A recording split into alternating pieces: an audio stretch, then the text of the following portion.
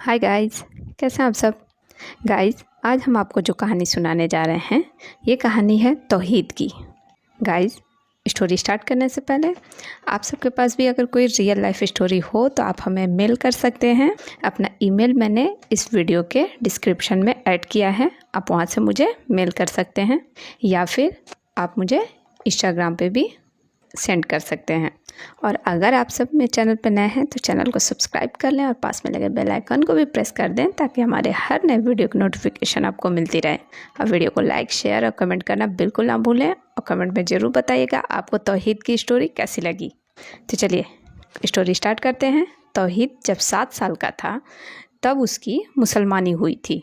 तौहीद और उसकी फैमिली उस वक्त नेपाल में रहते थे। तौहीद की फैमिली में 4 लोग थे, तौहीद, उसकी अम्मी, पापा और दादी। तौहीद के वालिद नेपाल में अच्छी पोस्ट पर कंसल्टेंट थे। तौहीद का खतना शुरू में इसलिए ना हो सका क्योंकि तौहीद को ब्लड प्रॉब्लम थी। तौहीद शुरू से ही शरारती और क्रिएटिव बच्चा था। हर चीज़ में घुसना और तजवीज़ करना उसकी आदत थी। तौहीद घर पर अक्सर अकेला होता था क्योंकि तौहीद के पापा ऑफिस चले जाते, उसकी मम्मी बाहर मिलने और दादी का भी ऐसा ही था, या फिर घर के लोग अलग अलग थलग अपनी बुक्स मैगज़ीन में बिजी रहते थे। एक दिन तौहीद जब नहाने गया तो उसे नुन्नू में ज़्यादा सरसराहट फील हुआ और वो नहाने के बाद नुन्नू चेक करने लगा अपने रूम में। तौहीद को टच करने में, रब करने में दोनों हाथों से मज़ा आने लगा, मगर उस वक्त उसमें इरेक्शन नहीं था। अब तौहीद धीरे धीरे अपने आप से खेलने लगा। फिर एक दिन तौहीद की दादी अचानक उसके रूम में आ गई और उन्होंने तौहीद को खेलते हुए देख लिया। फिर दादी ने पूछा, क्या कर रहे हो? तो तौहीद ने कहा, कुछ नहीं, बस खुजा रहा था और कपड़े बदल रहा हूँ। फिर दादी बिना कुछ कहे अच्छा बोलकर चली गई। तौहीद की दादी अपना काम अंदर ही अंदर बड़ी खामोशी से करती थी। फिर तौहीद की अम्मी और दादी की आपस में नहीं बनती थी। उसके बाद शाम में तौहीद के पापा के आने से कुछ देर पहले तौहीद ने अपनी अम्मी और दादी में तकरार सुनी। तौहीद की अम्मी बोल रही थी, मेरा बेटा ऐसा बिल्कुल नहीं कर सकता। तो तौहीद की दादी कह रही थी, मानो या ना मानो मुझे क्या। फिर तौहीद की अम्मी ने उस दिन के बाद से तौहीद पर नज़र रखना शुरू कर दिया और तौहीद भी बहुत चौकन्ना हो गया। उस टाइम तौहीद को पूरी बात समझ में नहीं आई, लेकिन वो अपनी अम्मी को फेस करते हुए डर रहा था कि शायद वो नाराज़ ना हो जाएं या घर छोड़ के ना चली जाएं। फिर कुछ दिनों बाद तौहीद की अम्मी ने नज़र रखना छोड़ दिया तो तौहीद थोड़ा बेफिक्र हो गया और ज़्यादा खेलने लगा।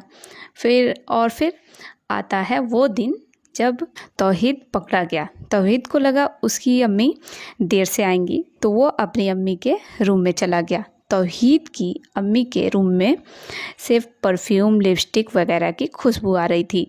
तभी तौहीद के दिमाग में एक आइडिया आया और उसे लगा सेफ है और अच्छा प्लान है। फिर तौहीद ने टाइम जाया किए बिना अपनी अम्मी की कपबोर्ड खोला और कुछ लिपस्टिक भी साथ में उठाकर खुद को कपबोर्ड में बंद कर लिया। फिर तौहीद ने पहले अपने कपड़े निकाले और अपनी अम्मी के सारे कपड़े पहनकर लिपस्टिक लगा लिए। तौहीद को बहुत अच्छा लग रहा था। फिर वो अंदर ही बैठकर अपनी नुन्नू से खेलने लगा। फिर थोड़ी देर में कमरे का दरवाज़ा खुलने की आवाज़ आई। तौहीद ने सोचा दादी होंगी, चली जाएंगी, और तौहीद आहिस्ता आहिस्ता खेलने लगा, लेकिन कपबोर्ड से हल्की हल्की आवाज़ बाहर आ रही थी। फिर अचानक से तौहीद की अम्मी की आवाज़ आई, कौन है? तौहीद डर गया और चुप रहा। तौहीद की अम्मी ने दोबारा पूछा और बाहर से लॉक खोल दिया और अब जो सामने नज़र पड़ी तो उनका मुंह खुला रह गया। फिर तौहीद की अम्मी ने चीख कर कहा, ये क्या है और तुम यहाँ क्या कर रहे हो तौहीद? फिर तौहीद की अम्मी ने तौहीद को बाहर निकाला और तौहीद शर्मिंदा व कंफ्यूज खड़ा था। इतने में पीछे से दादी भी आ गई और कहने लगी, आ गया यकीन, मैंने कहा था। फिर तौहीद की अम्मी ने उसकी दादी से कहा, आप मुझे बात करने देंगी कि हुआ क्या है? फिर तौहीद की अम्मी ने उसे देखकर बोली, ये सब क्या है? सच सच बताओ, मैं कुछ नहीं कहूँगी। तो फिर तौहीद ने कहा, ये सूसू में कभी कभी खुजली होती है और उसे हाथ लगाना भी अच्छा लगता है, इसीलिए छुप कर रहा था। और मुझे आपके कपड़े कलरफुल बहुत अच्छे लगते हैं, इसीलिए पहन लिया। फिर तौहीद की अम्मी ने उसे गुस्से से डांटा और एक थप्पड़ लगाकर कहा, लड़की बनना चाहते हो? हाथ लगाना अच्छा लगता है, हैं? आइंदा आइंदा मैं ये सब ना देखूं। फिर तौहीद की अम्मी उसके कपड़े निकालने लगी तो दादी की आवाज़ आई, तुम कुछ भूल रही हो, इसकी खतना नहीं हुई है, अब टाइम आ गया है और ज़रूरी भी है। फिर तौहीद की अम्मी ने उसकी दादी को घूर कर देखा और तौहीद का कपड़ा बदलवाने लगी।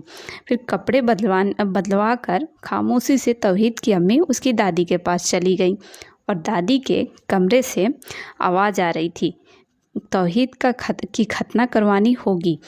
तो तौहीद की अम्मी बोली, आप सही कह रही हैं, मगर यहाँ ये सब इतनी जल्दी कैसे होगा? यहाँ डॉक्टर मिलना भी मुश्किल है और तौहीद की आदतें ख़राब होती जा रही हैं।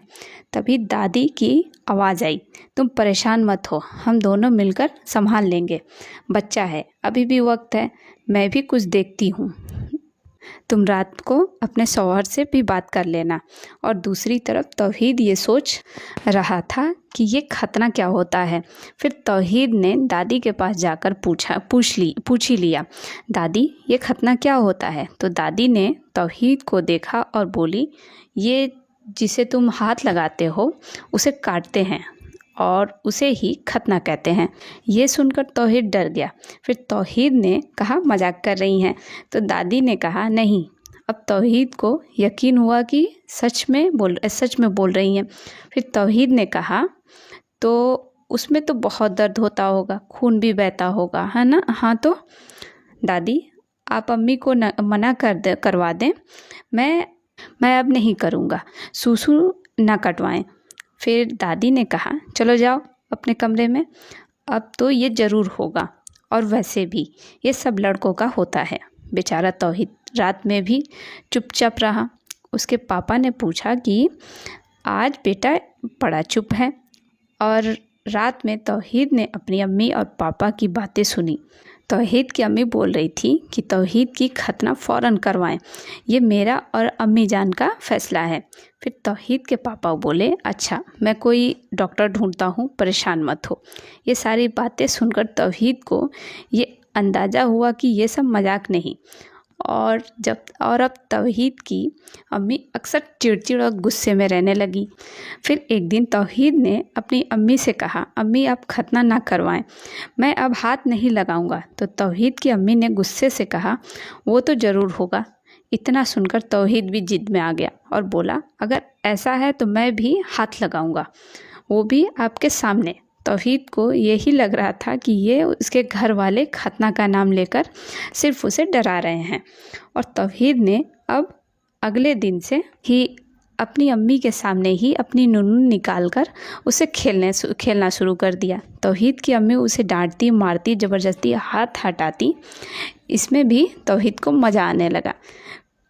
दिन ऐसे ही गुजर रहे थे कि एक दिन अचानक तौहीद की अम्मी के पास उसके पापा का फ़ोन आया। तौहीद की अम्मी ने जैसे ही फ़ोन सुनी, खुशी से तेज़ आवाज़ में पूछी, सच्ची बोल रहे हैं? मैं अभी अम्मी जान को बोलती हूँ और साथ लेकर आ रही हूँ। फिर तौहीद की अम्मी भागी गई और दादी को बोली, ऊपर वाले ने हमारी सुन ली, एक अच्छा डॉक्टर मिल गया है। ये सुनकर तौहीद की हालत बुरी हो गई और वो घर में छुपने की जगह ढूंढने लगा। उसी वक्त दादी आ गई। उन्होंने तौहीद की अम्मी से कहा, मैं इसे पकड़ रही हूँ, तुम तेज़ी से इसके पाँव बांधो। फिर दादी ने तौहीद की गर्दन में हाथ डालकर उसके दोनों हाथ पकड़ लिए। अब तौहीद भाग नहीं पा रहा था। फिर तौहीद की अम्मी ने पहले उसकी पैंट उतारी और चड्डी पहनाई, फिर रस्सी से तौहीद के पैरों को बांध दिया, फिर दोनों हाथ भी पीछे की तरफ बांध दिए। अब तौहीद रो रहा था और ज़ोर ज़ोर से कह रहा था, अम्मी मुझे माफ़ कर दो, अब सूसू नहीं छूऊंगा, मत कटवाओ। खतना मत करवाओ दादी, बचा लो, प्रॉमिस अब नहीं करूँगा। फिर तौहीद की अम्मी और दादी ने उसे गोद में उठाया और ले जाकर गाड़ी में डाल दिया। फिर थोड़ी देर में तीनों हॉस्पिटल में थे और तौहीद को ओटी में ले जाया गया। वहाँ तौहीद की अम्मी, पापा और दादी तीनों थे और तौहीद रो कर यही बोले जा रहा था कि उसकी सूसू मत कटवाएं, खतना मत करवाएं, अब नहीं खेलूँगा इससे। फिर थोड़ी देर में डॉक्टर आ गया और डॉक्टर ने कहा हम बस थोड़ी देर में एनेस्थीसिया देने जा रहे हैं, आप तैयार हैं? तभी तौहीद की अम्मी ने कहा एनेस्थीसिया की ज़रूरत नहीं है, इसे तकलीफ़ होनी चाहिए। दादी भी यही बोली, ठीक कह रही है। और तौहीद के पापा भी बोले जो ये दोनों कह रही हैं वैसा ही कीजिए। तभी तौहीद की दादी ने डॉक्टर से कहा टाइट कटिंग होगी, हमें कोई फैशन शो में तो दिखाना नहीं है। फिर थोड़ी देर बाद तौहीद का खतना कर दिया गया। तौहीद को अपनी अम्मी और दादी की वो मुस्कुराहट और खुशी आज भी नहीं भूली है। एक और बात, तौहीद के खतना होने के बाद 10 महीने तक तौहीद की दादी और अम्मी ने उसे बुलाकर बैठाते और बोलते खतना हो गई है, इसका ये मतलब नहीं कि आज़ाद हो। आज भी गलत काम करते देखा तो कटवा दूंगी और ज़्यादा तंग किया तो पूरा ही कटवा दिया जाएगा। और ये सब सुनकर बेचारा तौहीद बस इतना ही बोलता, जी ठीक है। आप सब कमेंट में ज़रूर बताइएगा आपको तौहीद की स्टोरी कैसी लगी। मुझे तो बहुत फ़नी लगी। इस वीडियो को लाइक और शेयर करना बिल्कुल ना भूलिएगा। और आप सबके पास भी अगर कोई भी स्टोरी हो तो आप हमें ईमेल कर सकते हैं, इंस्टाग्राम पे भी सेंड कर सकते हैं। और हमारे चैनल को सब्सक्राइब करना बिल्कुल ना भूलें और साथ में बेल आइकन को भी प्रेस कर दीजिएगा ताकि हमारे हर नए वीडियो की नोटिफिकेशन आपको मिल जाए। मिलते हैं नेक्स्ट वीडियो में। Take care guys, thank you.